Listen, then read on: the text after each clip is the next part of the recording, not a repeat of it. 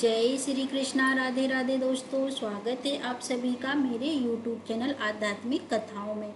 आज हम आपको सुनाएंगे भाद्रपद मास की अमावस्या यानी भादो अमावस्या की पूरी व्रत कथा। कथा प्रारंभ करने से पहले आपसे प्रार्थना है कि यह कथा अंत तक जरूर सुने, क्योंकि अधूरी कथा सुनने से दोष लगता है।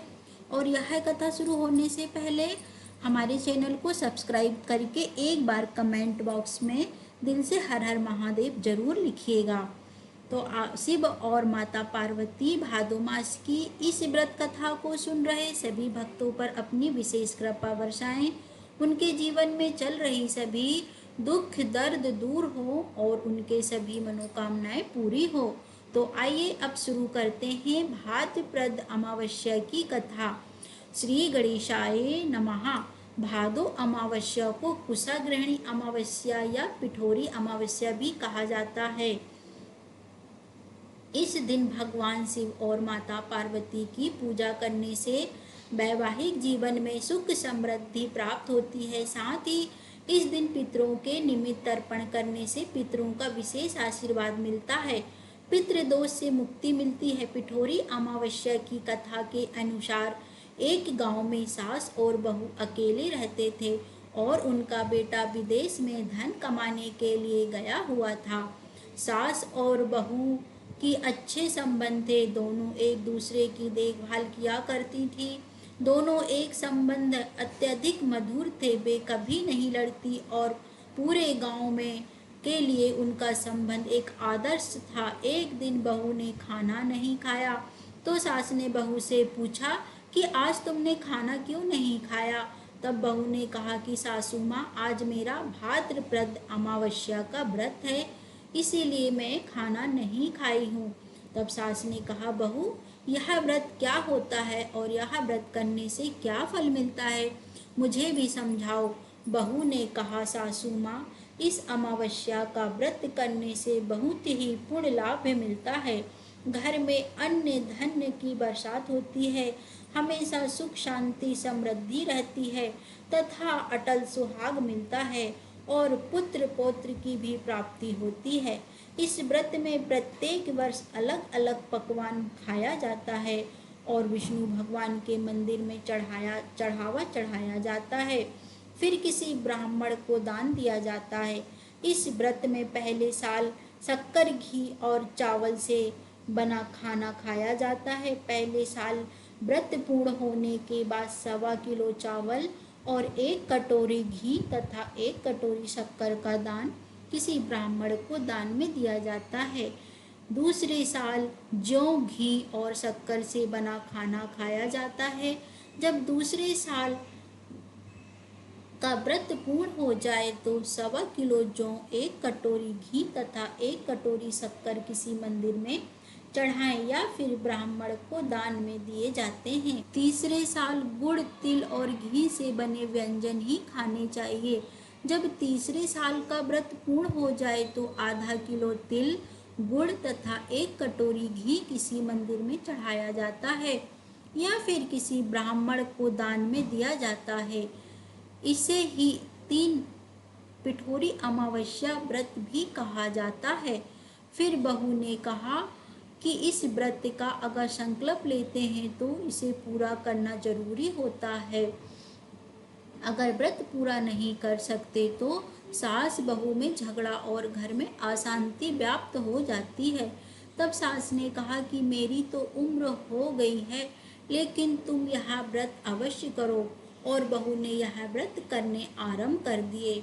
लेकिन एक दिन बहू ने किसी के कहने पर गलती से गेहूं के आटे की बनी रोटी खा ली और अमावस्या माता इस बात से नाराज हो गईं।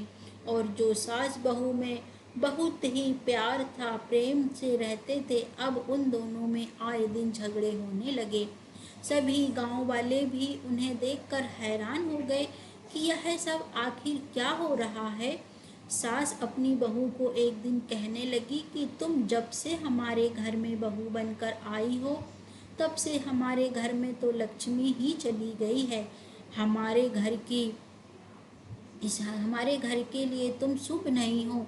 तब बहू ने कहा कि आपके घर की लक्ष्मी चली गई है, तो वह लक्ष्मी अब कहाँ मिलेगी, आप मुझे बताओ, मैं लक्ष्मी को लेकर आऊँगी। तब सास ने कहा कि लक्ष्मी को तुमको समुद्र के बीच भगवान विष्णु के पांव दबाते हुए मिलेगी। तब बहू यह कहकर चली जाती है कि अब जब तक मैं लक्ष्मी को लेकर नहीं आऊँगी, तब तक मैं इस घर में पैर नहीं रखूँगी। इतना कहकर बहू लक्ष्मी जी की खोज में निकल जाती है। जब बहू लक्ष्मी जी के खोजने के लिए निकलती है, तब उसे रास्ते में एक गाय माता मिलती है। वह बहू से पूछती है, आप कहाँ जा रही हैं? तब बहू ने कहा कि हे गाय माता, मेरी सास मुझे कहती है कि मेरे आने से उनके घर में अन्न धन की कमी हो गई है और उनके घर की लक्ष्मी चली गई है, तो मैं लक्ष्मी को लेने जा रही हूँ। तो गाय माता ने कहा कि बेटी, अगर तुम जा ही रही हो तो भगवान विष्णु से मेरे बारे में भी पूछ लेना। तब बहू बोलती है, ठीक है गाय माता, बताओ, आपके बारे में पूछ लूँगी। तब गाय माता बोलती है कि मेरा जब भी बछड़ा होता है वह तुरंत ही भगवान को प्यारा हो जाता है और मुझे छोड़कर चला जाता है। तुम भगवान से पूछ लेना कि मेरे साथ ऐसा क्यों हो रहा है, मैंने ऐसे कौन से बुरे कर्म किए हैं। तब बहू बोली, गाय माता, मैं आपके बारे में अवश्य पूछ लूँगी।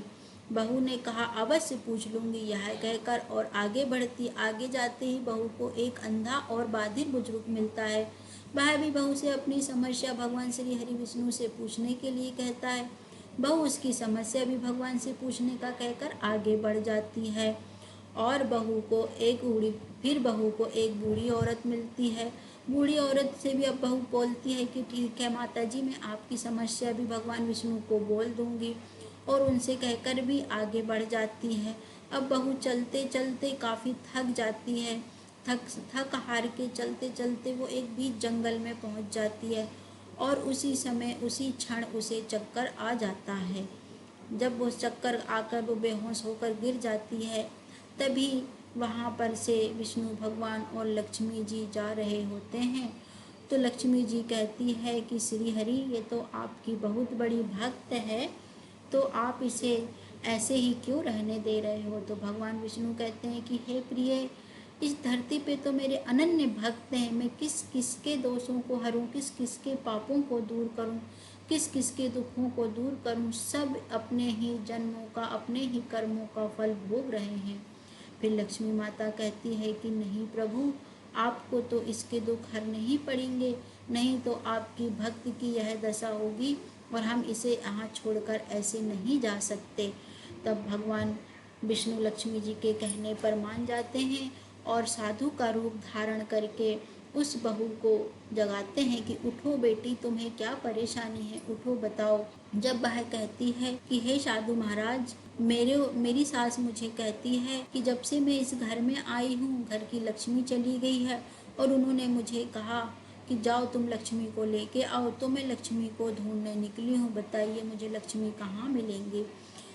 तब वही साधु वेशधारी भगवान श्री हरि विष्णु जी को पूरी बात बताती है। उसके बाद सुनकर भगवान विष्णु और माता लक्ष्मी अपने असली रूप में उसके सामने प्रकट होकर उसे दर्शन देते हैं। उनके साथ अमावस्या माता भी वहाँ प्रकट होती है। बहू उन तीनों के चरणों में गिरकर उनकी वंदना करती है। अमावस्या माता बहू को कहती है, बेटी, तूने मेरे व्रत को खंडित किया, तुझे इसी की सजा मिली है तुम्हें, लेकिन अब मैं माफ़ करती हूँ, तुम घर जाओ, तुम्हारा घर अन्न धन से संपन्न होगा, तुम्हारा घर सुंदर महल में बदल जाएगा और तुम्हारी सभी मनोकामनाएं भी पूर्ण होगी। यह सब होने के पश्चात बहू रास्ते में मिले सभी लोगों का वृत्तांत बताती है। तो भगवान कहते हैं कि सबकी ऐसी ऐसी परेशानी है और आप रास्ते में जाते जाना और यह नियम करते जाना।